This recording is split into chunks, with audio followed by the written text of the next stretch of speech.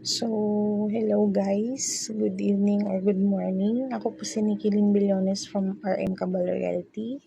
Bali po may papakilala lang po ako sa inyo na 3 unit na hawak namin na walang DP and equity. And pasok po dito yung mga minimum wage earner po natin na nasa 12K lang po per month. Meron po tayong 3 hawak na walang DP, walang equity. Sa Naik, Cavite po siya located po. Ito po si Pagsinag, Pagsibol, and Pasinaya.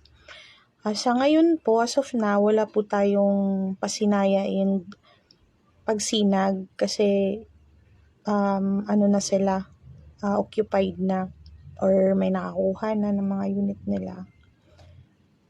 Pero may mga marireopen din tayo na unit soon. Yun po yung inaabangan po ng mga kliyente nating willing mag-wait.